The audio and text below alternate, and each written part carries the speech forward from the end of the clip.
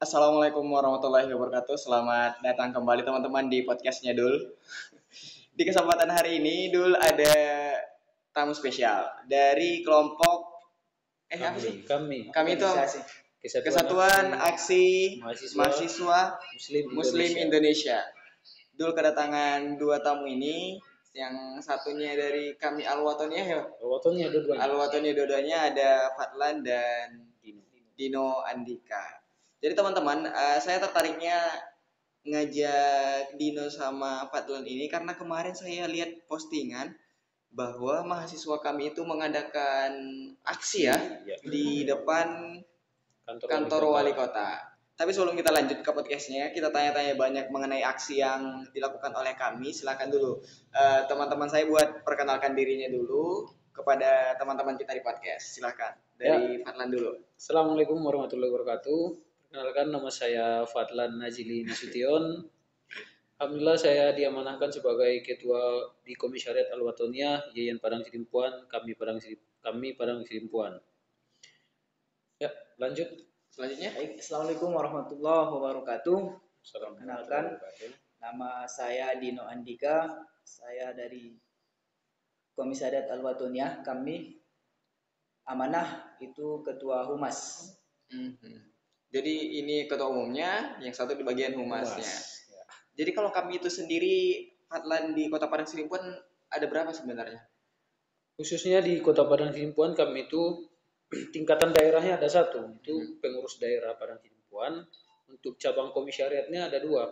Pertama Al-Watoniyah, Komisariat Al-Watoniyah terdiri dari Fakultas Ekonomi dan Dakwah. Satu lagi Komisariat Tuanku Imam Lelo yang terdiri dari beberapa kampus, UGN, UMTS, dan IAIN. Oh, I see. Jadi kalau yang Al-Watoniyah itu hanya untuk IAIN gitu? Enggak juga. Dua fakultas. Dua fakultas ya, yang Tuanku Lelo dari berbagai universitas di Padang Sidimpuan. Ya. Untuk sekarang berapa kira-kira jumlah kadernya? Mahasiswa di yang kader ya istilahnya? Ya. Iya, berapa? Kalau jumlah kuantitasnya alhamdulillah melebihi dari pergerakannya gitu. Karena kebanyakan kuantitas tapi kualitasnya gitulah. Ya. Proses lah. Jadi kemarin itu waktu aksi, semua mahasiswanya yang terkader itu ikut di aksinya? Alhamdulillah ikut yang ada di sini. Yang di Padang Sidimpuan. Total berapa itu yang ikut aksi? Yang ikut aksi kurang lebih 50 massa. 50 massa ya? Ya. Untuk aksi di depan kantor wali kota. Ngomong-ngomong, apa sih aksinya tuh? Kenapa sampai ya waktu itu saya lihat postingannya memang uang sampai ke beberapa media cetak ya. Media cetak banyak mengunggah kegiatan dari kami Al-Watoniyah dan Tuanku Imam Lelo ini. Jadi saya penasaran soal itunya. Kalau cuman baca dari media cetak kan kurang ini, makanya itu saya undang. Saya undang langsung orang yang melaksanakannya gitu. Ya boleh ditambahi, Dino. Nanti biar saya tambahi. Mengenai kenapa kami melakukan istilah mahasiswa di demo ya. Demo wali kota itu yang kembali ke apa sih? Apa sih yang sudah diberikan selama 2 tahun ini, hampir 2 tahun wali kota menjabat? Apa yang sudah dilakukan? Wali Kota Padang Sidimpuan. Wali Kota Padang Sidimpuan. Nah, kita lihat bersama. Kami dapat data dari BPS mengenai kemiskinan dan angka kemiskinan dan angka pengangguran, di mana yang seharusnya dalam visi misinya itu dalam menjabat dia akan mengurangi angka pengangguran dan angka kemiskinan. Bapak Wali Kota sekarang pada visi misinya waktu kampanye akan mengurangi angka pengangguran dan kemiskinan Kota Padang Sidimpuan.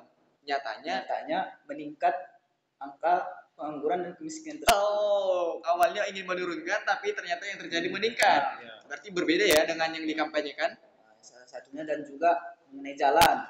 Jalan kita lihat yang dibangun itu hanya ke rumah-rumah dinas seperti dinas wali kota, dan kadis-kadis lainnya. Intinya lah kalau ada pengurus ataupun pejabat di pemerintah itu rumahnya di Spiongot, perbagus sih jalan ke Spiongot gitu.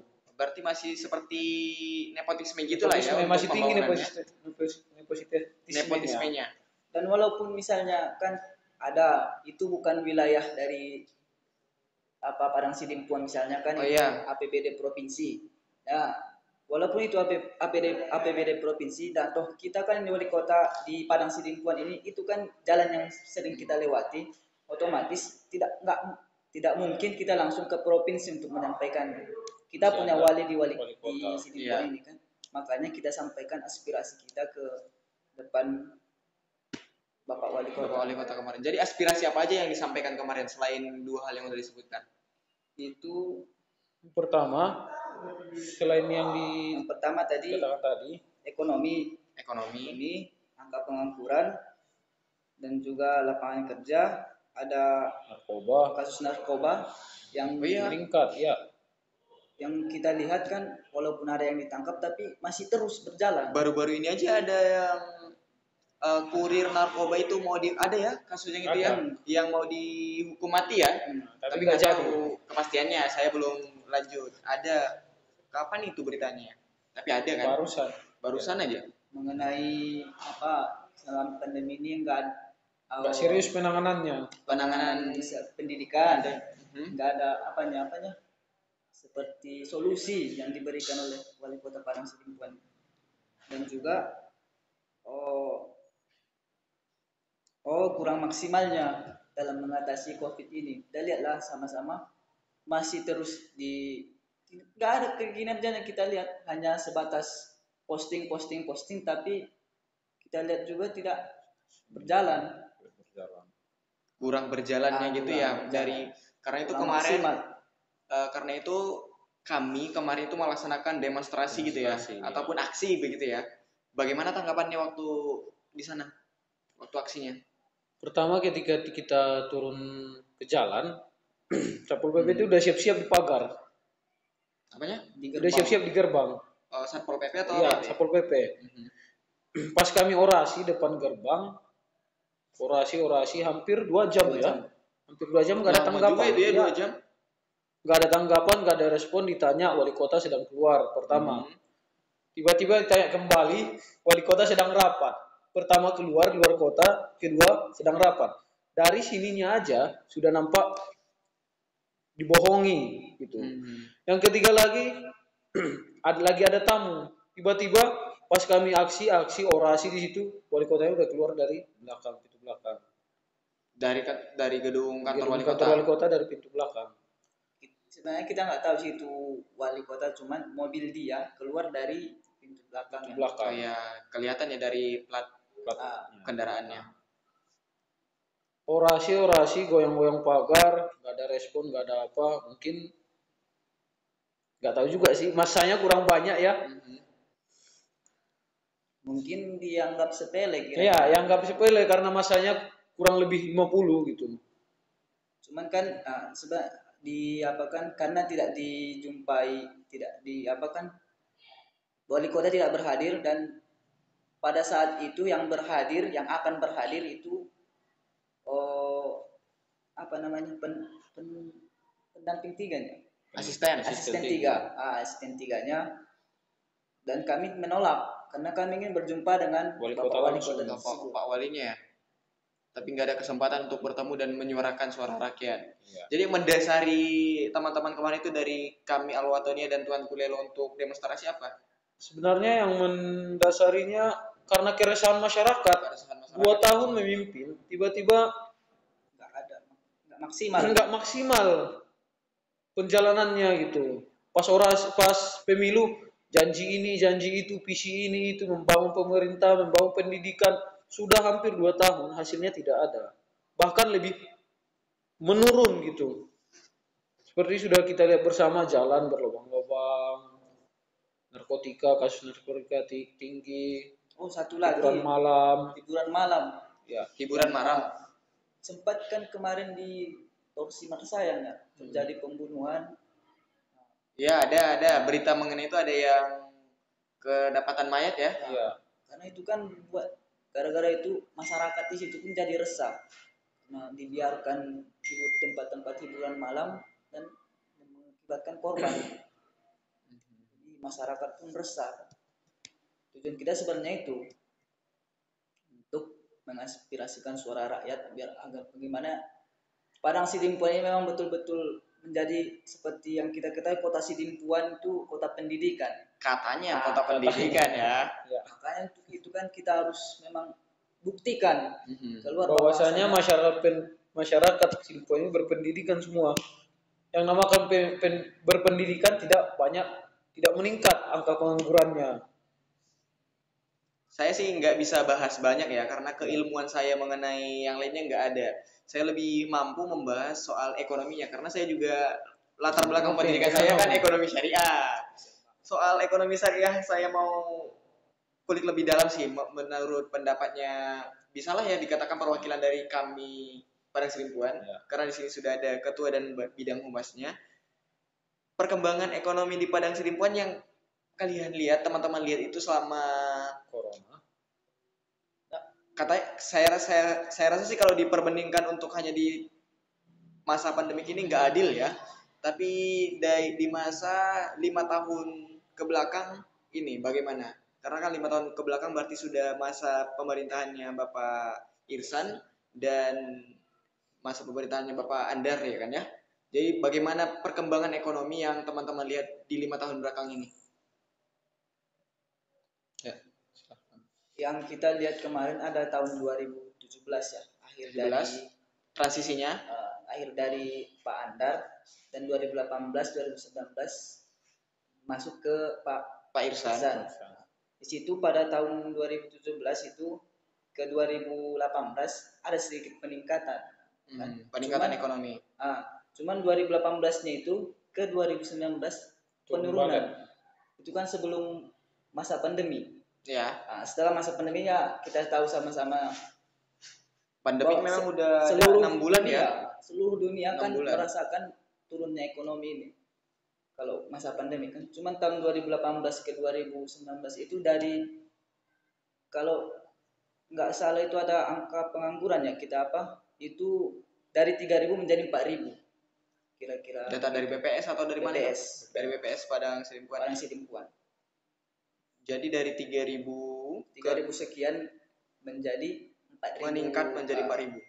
Hampir lebih 4.000. Tinggi juga ya. Tapi soal itu sih saya nggak dapat ya. Mungkin nanti bakalan saya pelajari lebih jauh lagi untuk itunya. Next berikutnya mungkin karena disinggung soal pandemik tadi ya. Memang pandemik juga sudah ada hampir 6 bulan ya? Iya, hampir 6 bulan. Mulai kalau puncaknya dari April. Maret. Puasa ya? Puasa kita kemarin. Sebelum puasa udah pandemi. Sebelum puasa kita kampus udah diliburkan itu. Tanggal bulan Maret. Awal bulan Maret hingga sekarang pun masih sampai sekarang juga. Dan terakhir tadi saya dapat foto selebaran untuk menggunakan protokol kesehatan apabila pergi keluar. Kalau kita punya usaha atau bisnis harus memenuhi protokol kesehatan, ada hand sanitizer dan beberapa protokol lainnya kan ya, memakai masker dan segala macam. Itu yang saya lihat ada peraturan wali kota gitu yang saya baca. Ada yang saya baca. Saya baca belum, tapi udah saya baca aja. Mudah-mudahan nggak hanya sekedar peraturan aja gitu. Itu katanya kalau nggak salah ya, peraturan nomor 28 katanya. 28 tahun 2020 betul nggak sih? Teman-teman udah dapat selebarannya bukan? Belum. Mungkin saya yang masih dapat ya. Untuk selebarannya gimana ya? Nanti bakalan saya upload di Google Drive. Kalau teman-teman mau baca, silakan baca linknya di deskripsi. Nanti saya upload ke Drive, kalian bisa ngambil sendiri untuk selebarannya. Mudah-mudahan aja masih tersimpan di handphonenya saya. Amin. Amin ya. Di sini ada masih ya sih. Jadi soal penanganan pandemik ini yang teman-teman lihat bagaimana? Dari wali kotanya sendiri gitu. Yang terjadi lah. Soal penanganan pandemi khususnya di Kota Padang Sidimpuan ini kurang maksimal. Kenapa? Karena tidak ada keseriusan. Maksudnya tidak ada keseriusan. Gimana ya bilangnya? Gimana? Tentang contohnya lah pas masa pandemi ya. Memang di setiap perbatasan ada kan dibuat pos. Ada pos siaga. Tapi hanya sekedar itu aja. Pos saja gitu. Di awal-awalnya memang bagus kan, dicek suhu dan kemudian ada dibuat ruangan ya untuk sterilisasi. Cuman setelah kira-kira seminggu 2 minggu berjalan itu, dan akhirnya hanya posnya aja, orangnya yang jaga nggak ada lagi. Pernah juga sih dulu pas tanya-tanya kenapa nggak aktif lagi nggak ini. Ada juga masyarakat yang jawab, kita 1 harian di situ nggak dikasih makan, nggak mungkin kita nggak makan nggak minum gitu, hanya jaga di situ gitu. Minimal lah kalau misalnya siapa yang jaga di situ dikasih makan, dikasih minumnya gitu. Orang sudah seharian di situ gitu. Makanya yang penjaganya, yang dari jaga pos kesehatan. itu. Enggak, dari kesehatan, Satpol PP. Yang saya katakan tadi di kampung-kampung. Kan pas wabahnya pandemi waktu itu, setiap desa ataupun kelurahan wajib membuat pos di gerbang pintu masuknya kampung tersebut gitu. Berarti itu partisipasi dari kampung dong? Enggak, ada atau diwajibkan? Iya, ada diwajibkan juga dari pemerintah. Dari pemerintah setempat. Artinya itu tanggung jawab dari kepala desa bukan? Kalau udah kayak gitu. Atau kepala dusun atau apalah gitu. Bisa jadi ya. Ya nggak mungkin juga dong kalau harus wali kota yang ngasih makan dan minumnya sampai segitunya, karena itu kan udah di lingkungannya desa.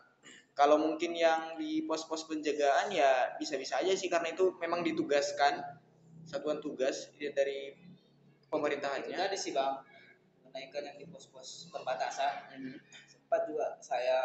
Sempat pergi ke Rantau ya kan. Rantau pas balik ke Sidimpuan di Batuna 2 ya ada posnya. Ya. Ada. Itu tidak sama sekali nggak diberhentikan, hanya dilewatkan saja. Padahal mereka ada di situ. Kan dari situ sudah nampak apanya? Nggak ada ketegasan misalnya. Saya nggak tahu sih itu mungkin oknum lah ya kan. Cuman kan wali kota punya kewajiban memantau dan mengetahuinya, harusnya biar bagaimana pos-pos itu berjalan dengan aktif. Ya. Dan juga mengenai COVID ini tidak terbuka misalnya seperti meninggal katanya, jumlah korban gimana dia yang terinfeksi dan segala macamnya. Cuma baru-baru ini kan kita lihat ada yang demo menolak Silandit ya, kalau nggak salah menolak. Iya, itu saya ada baca itu. Kan itu dari situ kita nggak tahu dari mana yang apakah itu benar karena COVID ataupun tidak, kita nggak tahu ya. Tidak ada keterbukaan masalah COVID ini. Bagaimana, apakah benar itu terinfeksi atau tidak, dan kenapa, dari mana asal usulnya kita nggak tahu. Iya, hanya sekedar berita-berita, tapi tiba-tiba sudah istilahnya dibesarkan media ya.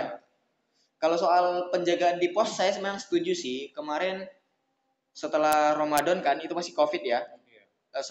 Belum 1 minggu juga. 3 hari Lebaran, saya itu pergi ke goes ke apa yang di sana, tempat mandi IC Journey ya. Nah, saya pergi ke IC Journey. Waktu di perbatasan Sidimpuan Tapsel memang ada posko, tapi hanya posko udah. Posko saja. Orang duduk di situ, siapa yang lewat biarkan saja gitu. Itu kemarin videonya udah saya posting sih, tapi mungkin bagian waktu saya melihat poskonya nggak ini. Tapi memang kalau di IC Journey poskonya ada, orangnya juga ada. Waktu di IC Journey-nya ya, tapi kita udah Tapsel. Dan di situ memang waktu itu dilarang masuk. Jadi ya udah, memang tujuan awal saya ngegoes untuk pergi masuk ke dalam, tapi karena memang dilarang masuk nggak bisa. Ya udah, saya balik. Saya balik lagi ke goesnya.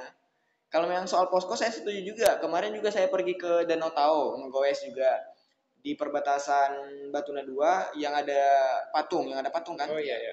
Nah, di situ juga ada posko. Ya udah, hanya posko. Udah pergi pulang, saya pergi pagi, pulang sore. Ya, hanya pergi pulang, nggak ada dicegah atau di apapun. Malahan kelihatannya lebih santai aja sih. Nggak ada kelihatan apa-apa. But sekarang kan dengan adanya beberapa berita-berita terbaru sekarang, kayak jadi ini ya, jadi termindset sama masyarakat soal COVID-nya. Jadi susah bergerak orang-orangnya.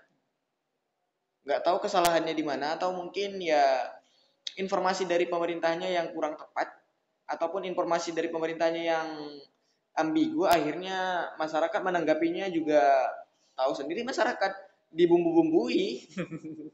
Iya kan? Ada orang yang sakit katanya ya COVID. Ada yang ini sedikit-sedikit COVID. Akhirnya kita merasanya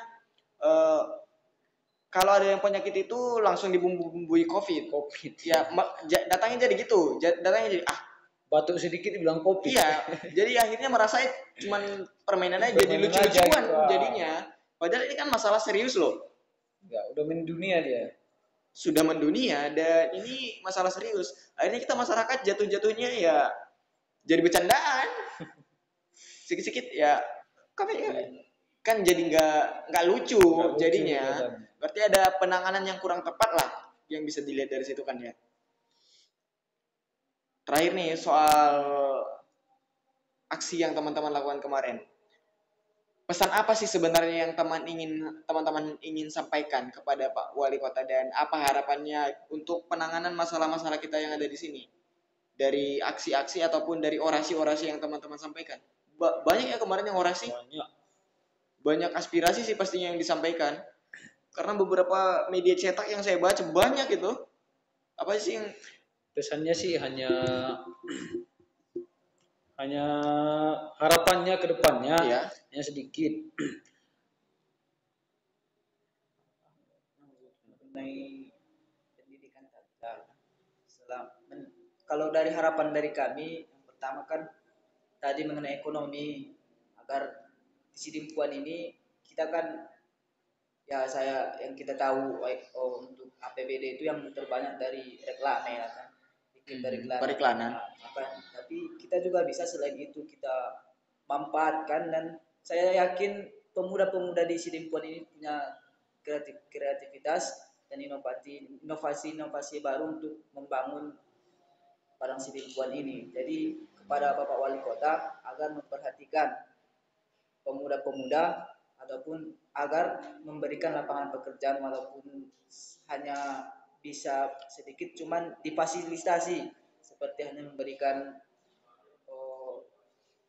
namanya pelatihan training ya, agar biar bisa ditumbuhkan rasa ingin kreativitas dan inovasi-inovasi dari pemuda-pemuda masyarakat Padang Sidimpuan ini. Dan juga mengenai pendidikan, kita harus menjaga yang katanya Padang Sidimpuan adalah kota pendidikan. Jadi kita harus menjaga itu sampai kita nanti memang anak-anak cucu-cucu kita memang bahwasanya memang betul Sidimpuan ini adalah kota pendidikan. Kita buktikan dengan akademisi kita sebagai pemuda, dan Bapak Wali Kota juga memberikan support kepada para anak-anak, pemuda dan mahasiswa-mahasiswa. Ada juga sih kemarin yang saya ajak di podcast, kalau teman-teman udah nonton podcast saya, yang saya ajak Duta Bahasa Pelajar Sumatera Utara. Salah satunya itu berasal dari Kota Padang Sidimpuan. Nah, anak-anak yang seperti itu kan sih saya rasa layak untuk disupport, layak untuk dibantu. Namanya itu kemarin Isrok Adi Subakti ya. Sidimpuan. Bisa dari daya jual juga sih. Udah daya jual sih. Kemarin saya waktu mau pergi yang ke sana itu, waktu pertukaran, ya saya menawarkan bantuan atau meminta bantuan kepada kota juga sih, dan gak ada tanggapan. Udah saya akhirnya ya udah saya mandiri, udah nggak apa-apa. Waktu saya pertukaran ya udah saya balik, ya udah selesai. And saya nggak bakal bukan nggak bakalan ya, dan sampai sekarang saya belum memberikan feedback apapun kepada kota, karena kota sendiri juga nggak ngebantu saya. Pulang dari saya nggak ada respon dari pemerintahan Sidimpuan. Udah bodo amat lah akhirnya. Akhirnya kan karena saya mandiri, seandainya kalau dibantu ya saya berarti punya hutang budi loh, utang budi kan. Jadi harusnya di kota ini ke kota harusnya saya bisa memberikan efek yang berbeda, tapi karena saya mandiri juga ya udah, nggak ada yang harus nge-force saya dan nggak ada yang maksa saya, ya udah lebih mandiri akhirnya kan. Hal seperti itu seharusnya harus diperhatikan sama pemerintah setempat ya. SDM di pelajar-pelajar di Kota Padang Simpu ini tidak kalah jauh dengan kota-kota besar ya. Contohnya banyak pelajar-pelajar di Padang Simpu ini yang mengikuti kontes-kontes lomba sudah tingkat provinsi seperti abang yang samping ya. Ada juga Korea. Cerita masa lalu. Ada juga Korea yang semalam siapa? Kalau Korea itu kemarin Kak Sri ya, Sri Ramadhani yang udah sampai nomor 2 nasional. Nasional ya. Itu Korea. Dan sekarang kan lagi MTQ di MTQ juga di tebing ya. Lagi di tebing ya. Sekarang teman-teman itu ada Kak Sri katanya ikut juga. Terus banyak juga mahasiswa YN yang ikut MTQ. Kalau itu pada saat tahu. Ini ya. Yang saya tahu ikut cuman Bang Dwi, Yuda itu yang mana? Yuda Ismail Korea, YN juga. Yuda yang juara 1 kemarin di Padang Sidimpuan tingkat kurang tahu kalau Yuda. Mungkin kalau Yuda ataupun teman-teman yang di MTQ nonton ini, kalau ada kesempatan silahkan datang ke podcast, kita cerita-cerita banyak soal MTQ ya. Ke podcast biar kita tahu juga cerita MTQ ke berapa itu? 37 bukan? Kurang tahu juga ada MTQ ke berapa. Jadi kita pengen tahu bagaimana rasanya MTQ di masa pandemik.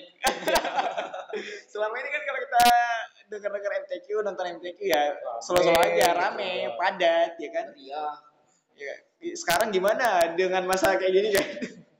Apakah berjarak-jarak atau bagaimana kita nggak tahu juga realnya. Makanya nanti kalau ada kesempatan kita ajak Yuda Ismail. Mungkin nanti saya ajak, kalau saya dapat kontaknya saya ajak kalau beliaunya mau, sama seperti teman-teman juga kan ya.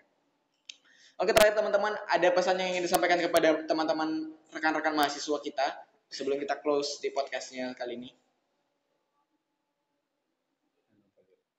Baik, saya mulai dari saya untuk pesan-pesan kepada seluruh mungkin mahasiswa ya yang ada di Padang Sidimpuan ini.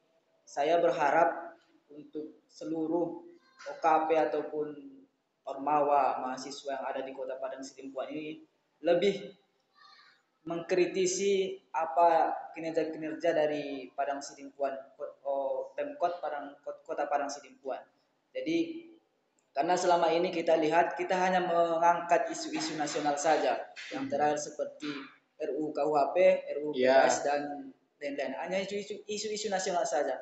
Kita juga perlu untuk mengkritisi isu-isu daerah yang lokal untuk meningkatkan ataupun mengembangkan rasa pengetahuan kita, rasa ingin bahwa kita adalah warga Kota Padang Sidimpuan, kita belajar di sini, otomatis sejahtera Kota Padang Sidimpuan itu karena adalah bisa ada feedback untuk kita sendiri. Mungkin itu bisa ditambah lagi. Ya, pesan dari saya untuk pemuda di seluruh Kota Padang Sidimpuan, khususnya mahasiswa, jangan hanya memikirkan nilai semata, jangan hanya memikirkan akademisi saja, tapi pikirkanlah nasib masyarakat di luar sana. Gitu. Tiang tonggaknya negeri ini ada di tangan pemuda. Kalau pemudanya seperti ini, seperti yang sudah terlihat, bagaimana nanti regenerasi kita.